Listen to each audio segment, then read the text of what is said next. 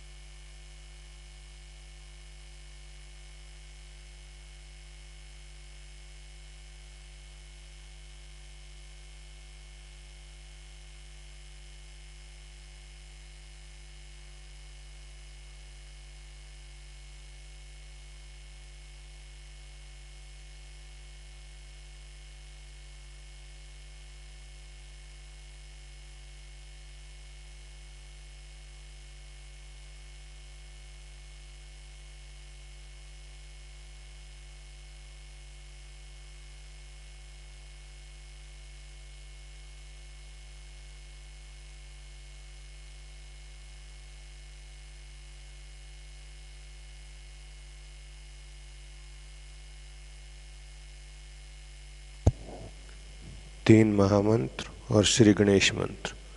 3 महामंत्राज and Shri Ganesh मंत्राज।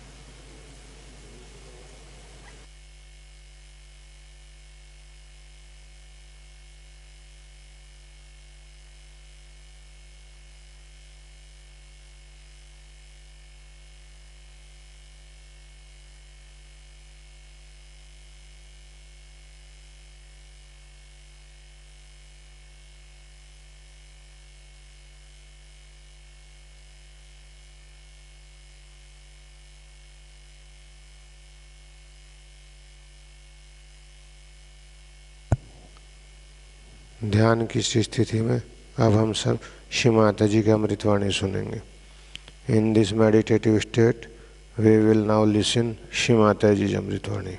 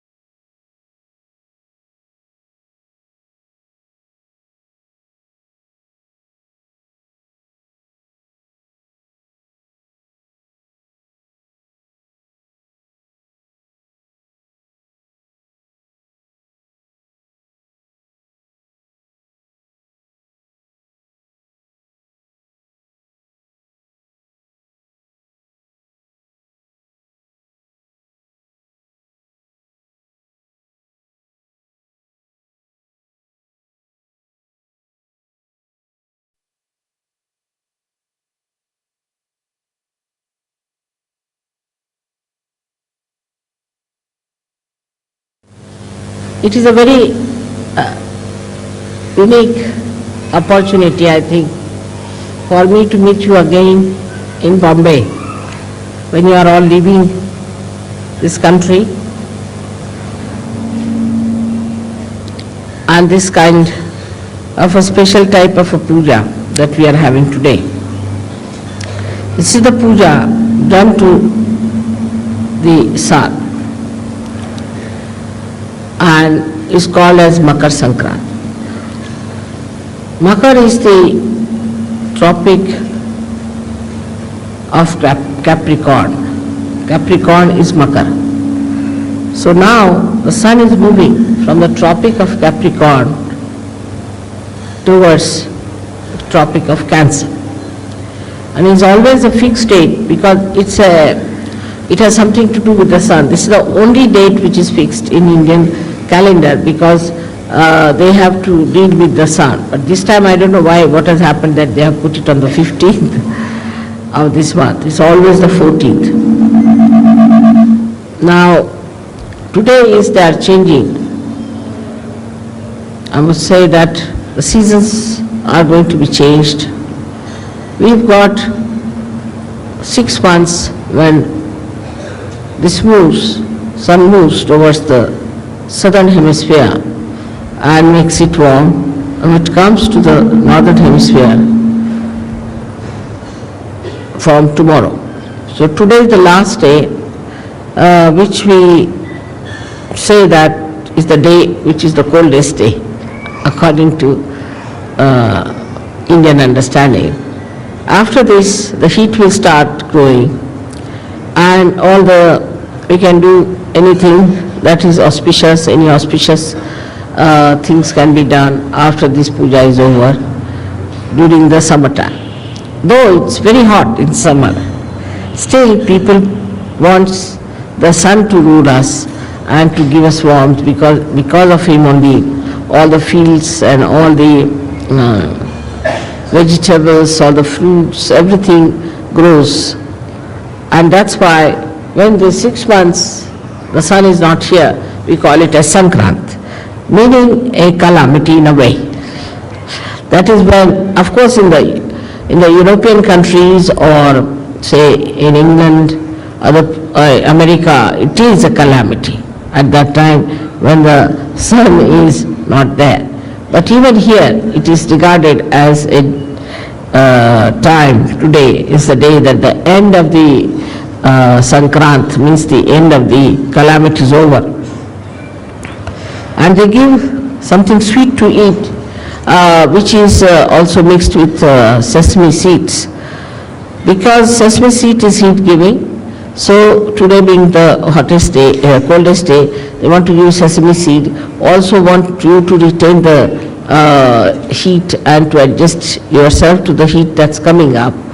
This is all thought of in a way, in a very gross level, on a very gross level, that we should keep the people warm enough. Also it is said that the warmth of love should be expressed at this time for people, because it's the coldest day. So they say that we give you this special thing for you to say something sweet, that is God Bola, means you say something sweet to us. And the people who live in warm countries are sweeter people than the people who live in colder places, because the nature is rather very unkind to them. I don't blame them for their temperament, because the nature is one kind. In India you can live anywhere. You can live under a tree, you can live in a forest, anywhere you can live quite happily, as long as there is water to drink and water to bathe. And there's not such a problem as we have to face in the other parts of the world, where if you have to go out of the house, you take about 15-20 minutes to dress yourself up. Here you just can walk out of the house, you can keep your houses open during the summertime, and there's no problem of any kind as far as the nature is concerned. Nature becomes very kind during summertime here, because the trees are lush and lot of greenery. People feel very happy during that time, and all the activity becomes more with the sun's energy. But in the West, as you have seen, that the sun is much less. Because of that, people keep more to their houses, to artificial heating or other heatings, and the doors are closed, the hearts are closed, and it's difficult for them to communicate with other people. As you go down south more, in your countries also, you'll find people are warmer, simpler, very hospitable. With the sun, you get the heart, which is very open heart and a kind of a inviting heart. Now, if you see on the Sahaja Yoga style, the sun line is the right side and the moon is the left side. On the moon line, one can desire but cannot act. Apart from that, on the moon line, if you go too far, it can be destructive. Because if you sit in the house doing nothing, and also these days there's unemployment, say for example, no work, then you start thinking too much, and this thinking is just a desire, energy working out, no action. And without the action, this energy can become very destructive. That is why we find that people, they say that empty mind or is the devil's workshop. Where people do not act, when the action doesn't take place, then it can be quite destructive. लावून द्या पंखा थोडासा आणखी वाढवून द्या हां आणखीन वाढवून द्या हा वाढवा थोडासा वाढवून द्या बस हां. So the whole situation is different in a country which is warm and a country which is not warm. But in a country where it is very warm also, like Africa, there are complications due to too much of heat. Like we have the topic of, the equator passing through, and it heats up that area so much that it becomes full of jungles, very high trees and tall trees, and the whole place is covered with foliage so much that there's no possibility for any sunshine to penetrate through. And it's quite dark, it's full of darkness. So that extreme also comes in the same category as the extreme of the cold season. Now such people live there, and they naturally, because the sun is less, so they do not grow much, and they can be primitive people, and they can be quite aggressive, like they learn things from the animals, and they could be quite aggressive. So the balance has to be struck, and the balance is that we should desire and act. But the trouble is, in human atmosphere, there is a division of labor, I think. That one part of the country is thinking, another part of the country is acting. Under these circumstances, nothing will work out. So, a balance has to be struck where you have the Sushumna working out.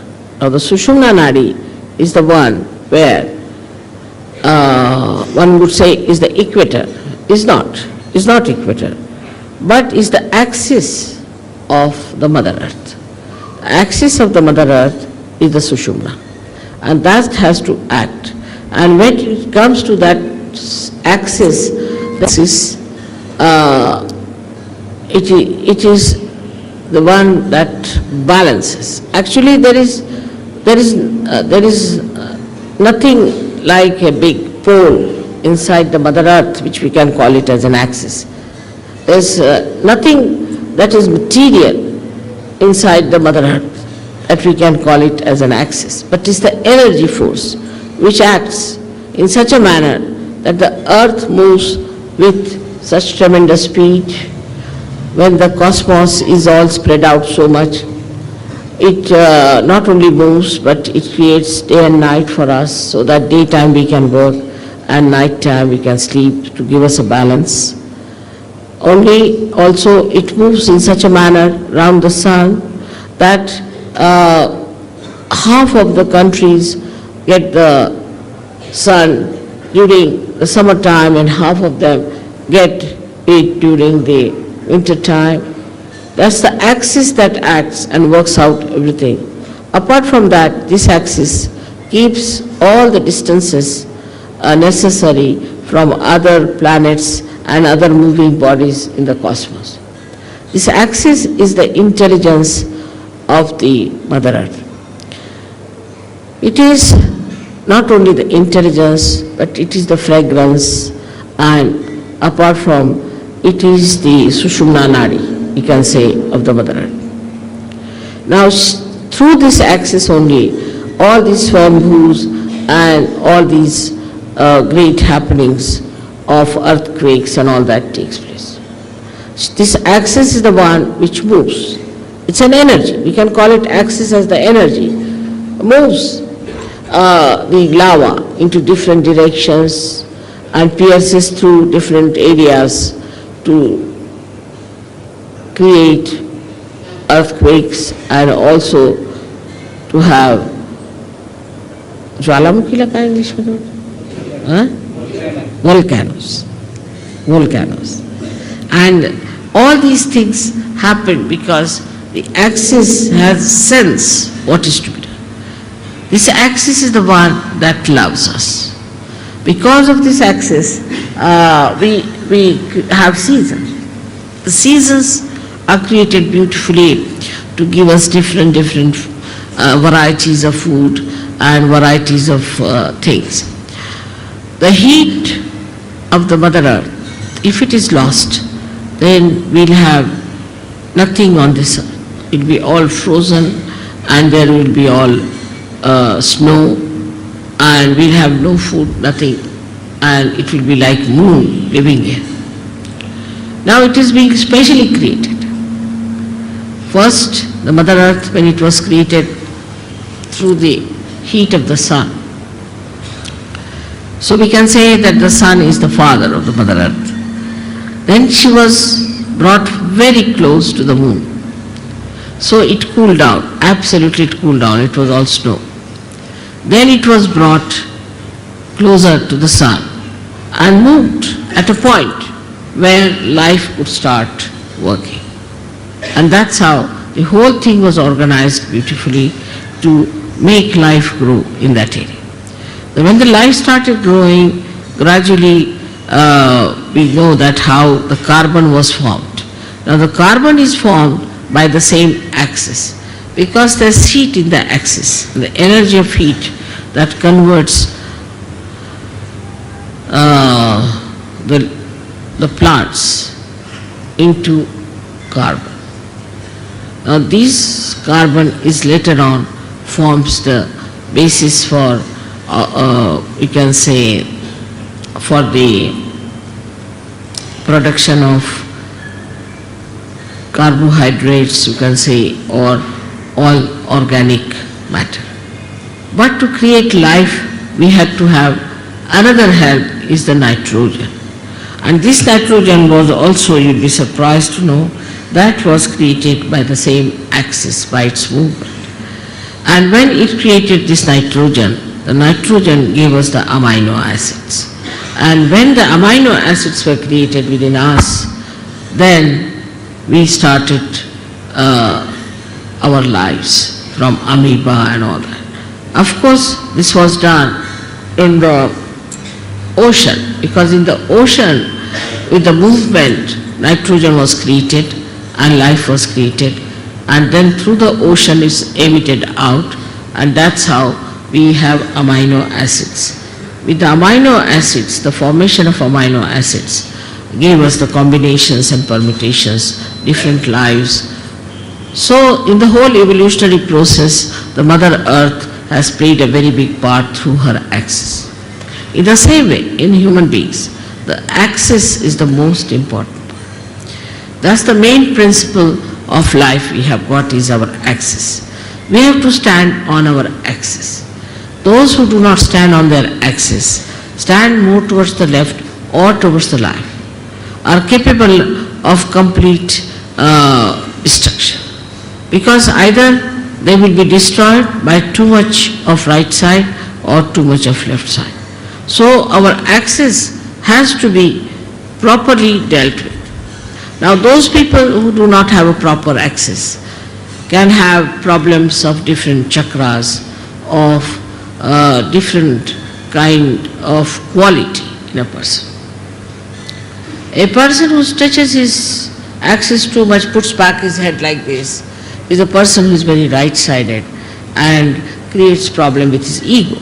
And the one who absolutely bends down like a slavish person also is a person who goes towards his destructiveness. Now there's a big problem between these two types of people, one trying to dominate another, and when they start dominating another person, they actually destroy themselves as well as destroy the ones whom they are dominating. For example, now we have seen we had Britishers who came here and ruled us. We have seen the French went and ruled some other people. Then there are Portuguese who went and ruled some other people.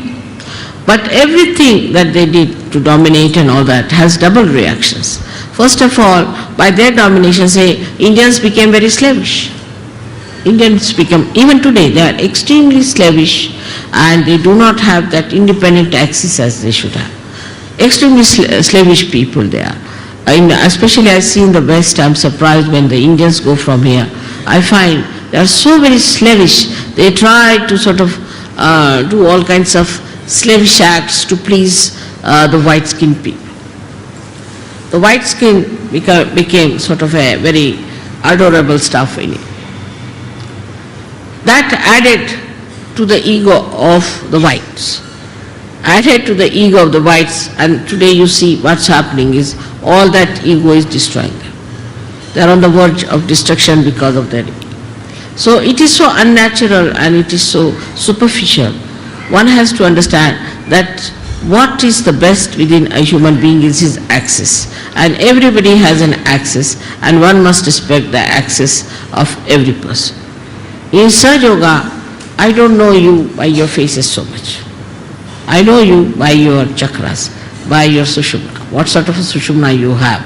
If you have a deep sushumna, I know you as a deep person. If you have a superficial sushumna, I know you as a person with a very superficial type of a sushumna.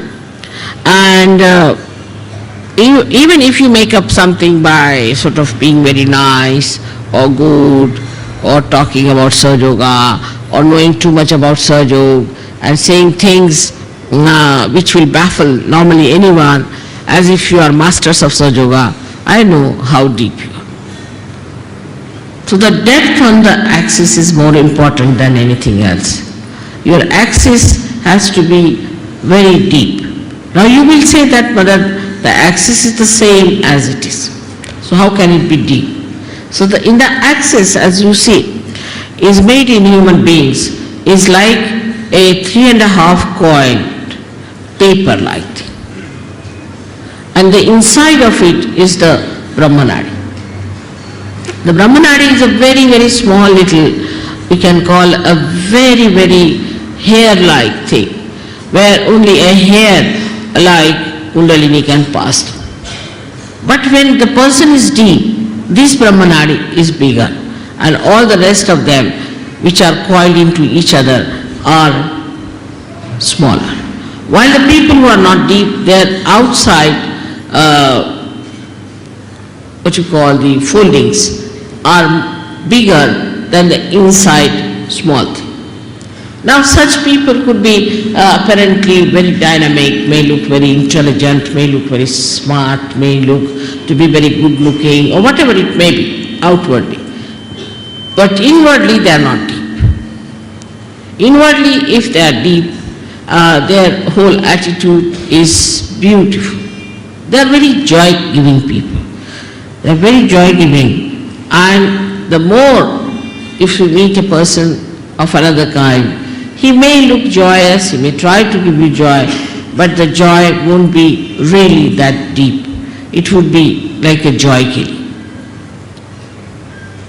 So it is important for us to make our axis deeper. And that is where we lack the proper assiduity, the proper effort we have to put in. Now some people have automatically very deep axis. And some people have very, very, what should you say, a very constricted type of the axis. This axis has to be grown. Now when you come for my puja and all that, I do expand it, I agree. But it is a temporary thing. To retain it at that point, one has to work at home, in the collective also. One has to work very much at home with meditation. But it should be done seriously. It should not be just a joke, to be frivolous, to be stupid. That's not the way. It should be done very seriously in the meaning that it is a devoted task you have taken. It's a meditative thing. It's a prayer to God. You can call it, it's a puja to God. Is to be done with that reverence. Because reverence is the key of achievement. If you have no reverence about yourself and no reverence of others, then it cannot be done. But first you must have reverence for your own life. What am I doing with my life? Where am I wasting it? Why should I waste it? Why should I be deep? After all, there must be some purpose of my life. Am I serving my purpose? Am I doing that? All these things, if they pop into your head, then you will understand it's very easy to fight out your ego. Because normally on small things people fight. I have seen that in Sahaja Yoga also people fight on things like, it's so useless, absolutely useless. To me it sounds stupid to even mention the way people fight over small things and quarrel. But a deep person, even if he doesn't speak much, even if he doesn't show off much, even if he doesn't sit in the front line, he expresses himself through his depth, because I can work out better through that. So to develop this, one must meditate. Important thing is to meditate. Every day, every day, every day. You may not eat your food one day, you may not sleep one day, you may not go to your office one day, you may not do anything that you are doing every day, but you must meditate every day. That's an important point to develop the central constricted part into a bigger area. Now, when that happens, that you start developing it, the first thing you will notice about yourself, that you do not care for any comfort. You're not bothered about any material thing. Whatever it is, you are above it. You just don't bother your head. Let it be. You just don't want to put your neck into a thing where you do not belong. You just get out of it and you think that, oh God, this is too much for me. I just don't care for it. So your whole attention now moves inward. When the attention starts moving inward, then it expands more. This is the inner part, which is called as the Brahmanadi, and starts expanding and expanding. Now, in small things also, say for example, if I have not mentioned somebody and mentioned somebody else, then they feel, oh, why didn't mother mention my name? It's too small a thing that it doesn't matter. As long as you have a deep axis, you are with me, I am with you, absolutely one with each other. But these outward things are, oh, she gave a nice sari to another one, she never gave us a sari, she didn't do this, didn't do that. All those things, if it comes to your head, that means absolutely is true that there is something lacking within you. Or if you try to complain, oh, I went there, I had to go by a bus and I had to stand on this thing, that shows that you are not comforted at all. This widening comforts you. That's the comforting thing. And that really makes you feel so comfortable in any circumstance, in any position, in any lifestyle. And you do not want to have any other comfort. And this one has to develop through meditative effort. Secondly is, we have to know that Sahaja Yoga as it is today is a collective happening.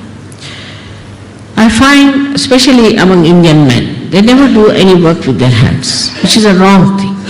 Because they don't use their hands at all, their collectivity is poor, very poor. Indians have the worst collectivity.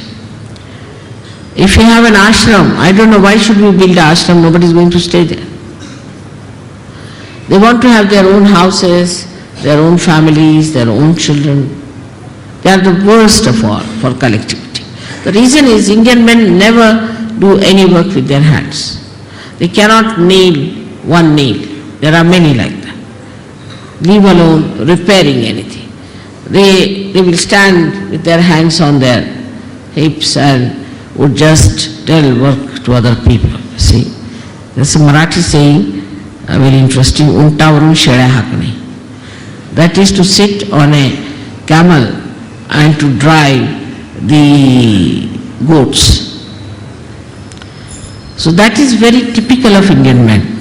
They cannot repair anything, they cannot do anything now. If supposing somebody is spreading something, they'll just stand like this, watch, they'll never put their hands to it. So for every Sahajogi, it is important what we call as Sramadhan. They have to do some Sramadhan. Sramadhan means the giving of some labor.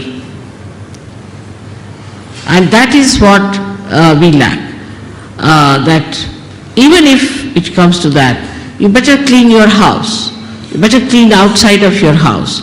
Try to put some garden around your house. Try to paint your house. Do some sort of a work with your hand, which even if you don't have anything, you can even brush your hair or something like that. Whatever you think is the easiest you can start with, because I don't think people even do that. Even they don't shave themselves, they get a person to shave them. I mean, absolutely lazy lumps as that.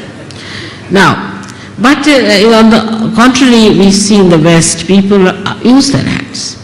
Because of that, you see, because they can use their hands, they are very collective. So they score a point on being collective. While the Indians score a point because they are Indians and they have a heritage and they know what is Kundalini, they know about Ganesha, they know everything. So they score a point this side. So it's the left side is the desire, the right side is the action. Again we come back to the same position where we have an imbalance. That the action takes place in the West and here is only thinking, alright, we'll do this, planning. Everything in the planning pot. Nothing works out, you go on planning. Now we are building one single ashram in Delhi for the last, I think, 10 years. It is like Taj Mahal, I tell you.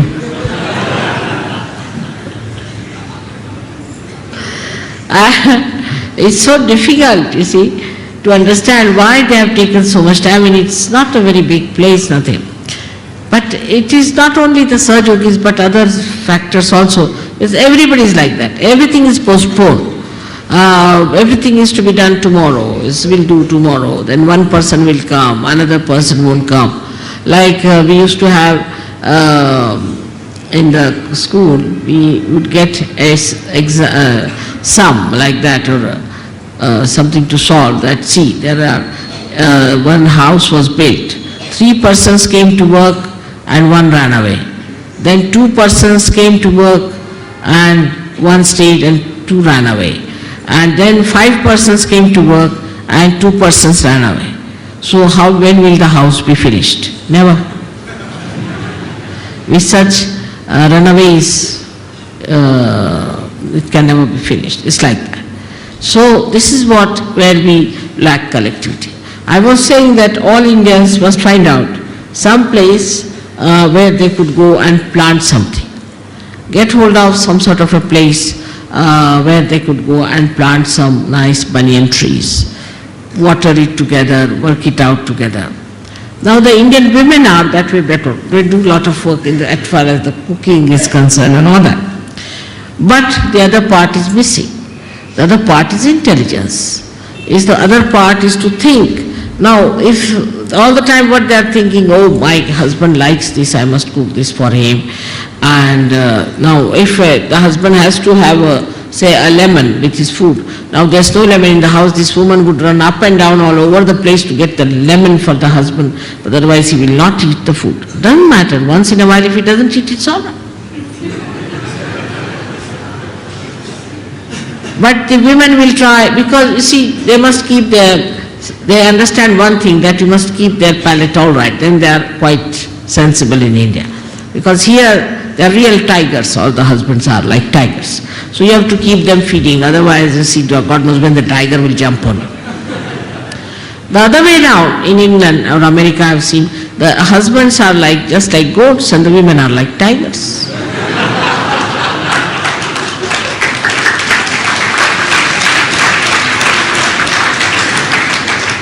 And the westernized Indian women also are like that.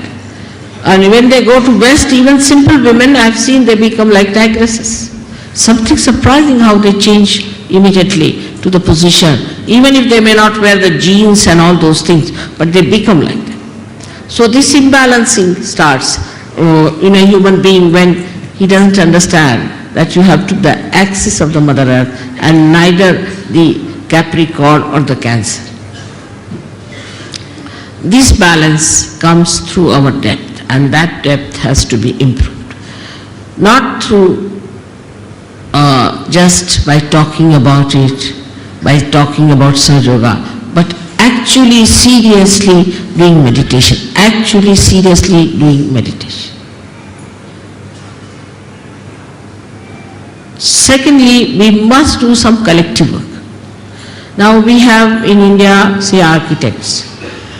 They have never touched anything with their own hands. They are sitting and drawing. See, that's all, finished. Now after the drawing, do what you like. Now there are problems, practical problems. They cannot nail one nail. All are what we call them as white-collar, pandar peshas.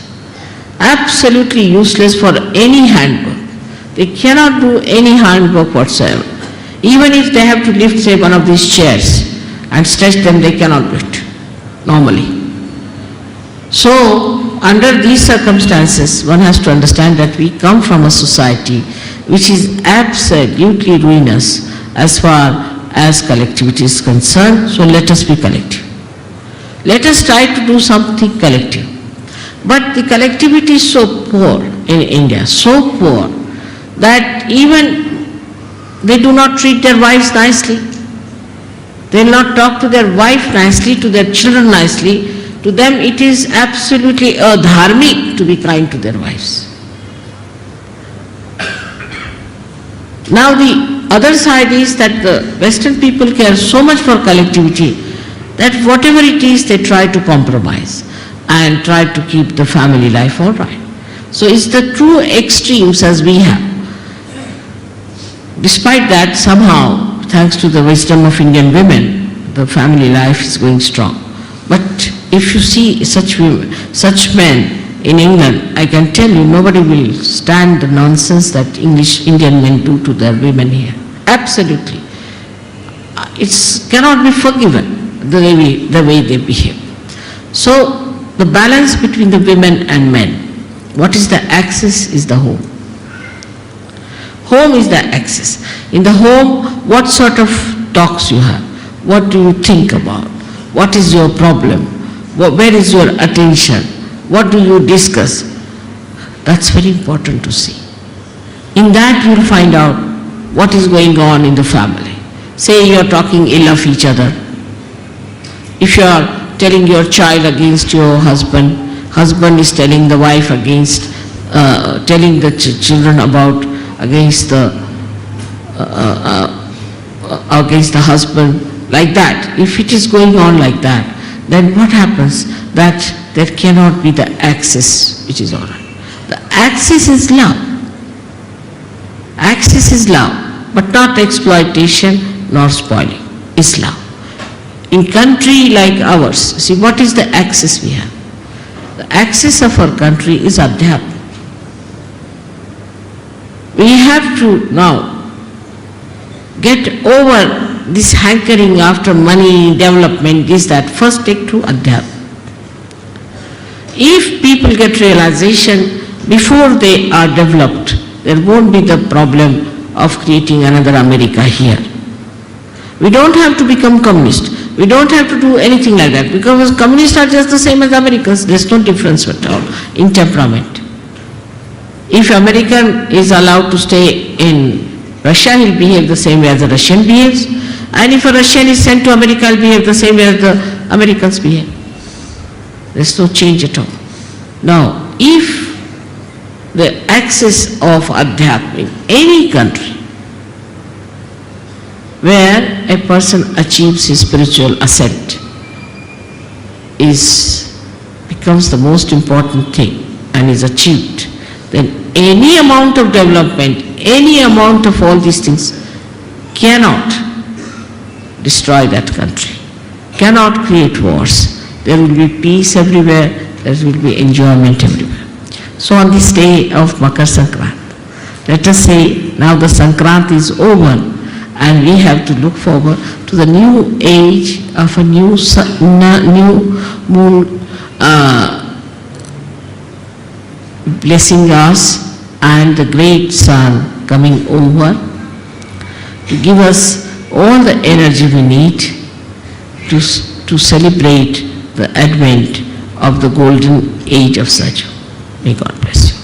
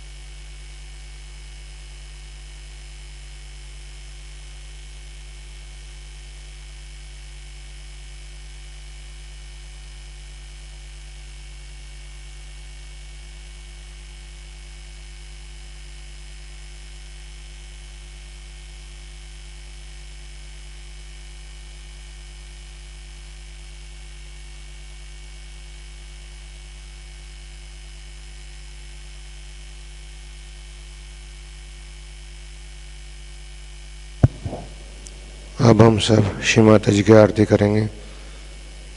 Now we will offer aarti to Shri Mata जी.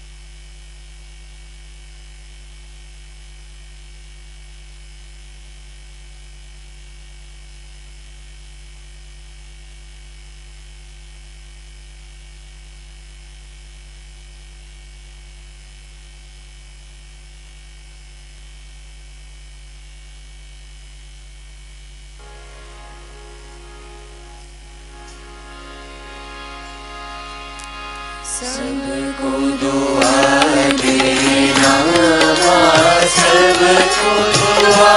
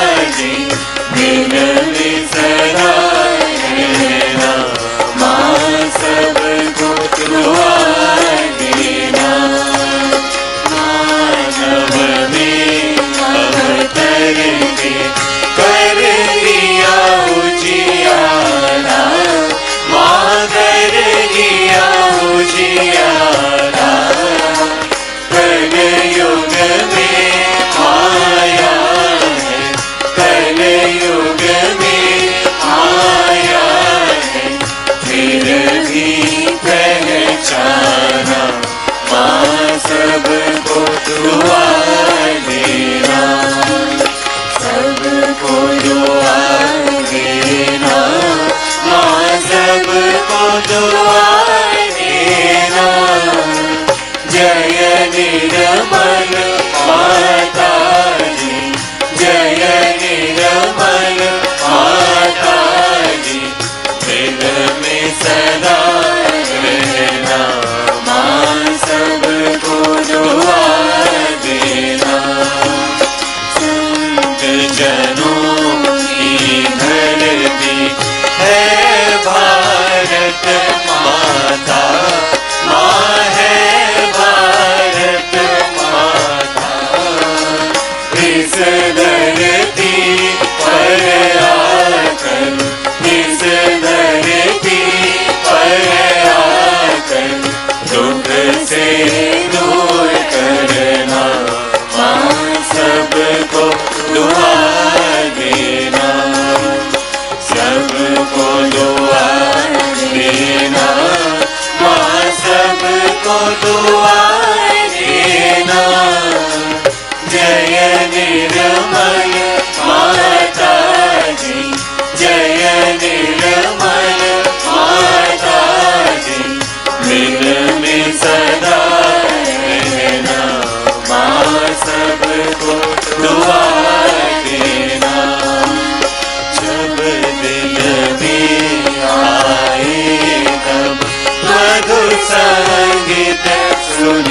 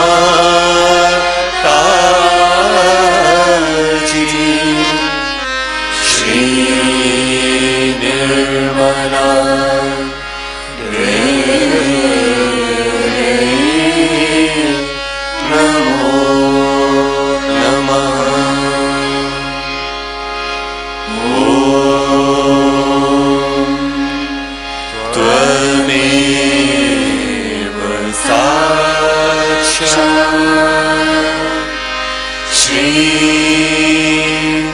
कल की साक्षात श्री आदि शक्ति माता जी श्री निर्मला देवी नमो नमः।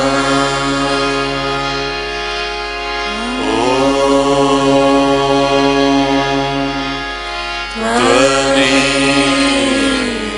साक्षात् श्री कल की साक्षात् श्री सहस्रार स्वामिनी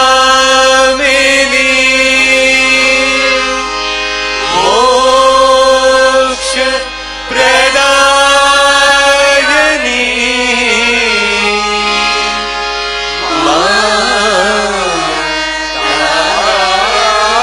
माताजी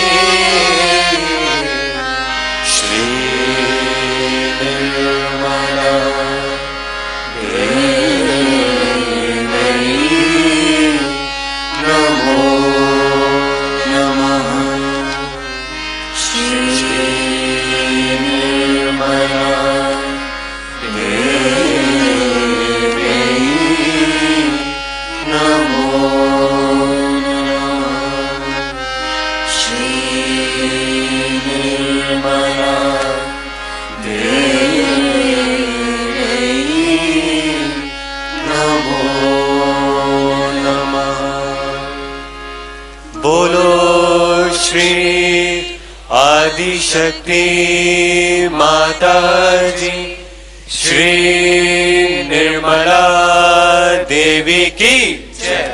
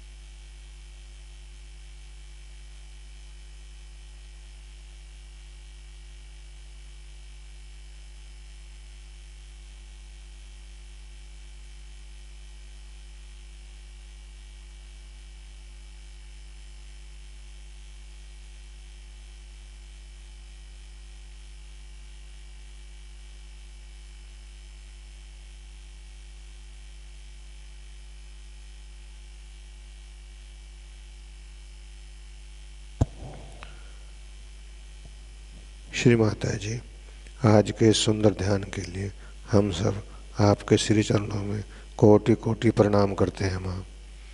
श्री माता जी, we humbly bow down at your lotus feet for today's beautiful meditation. जय श्री माता जी।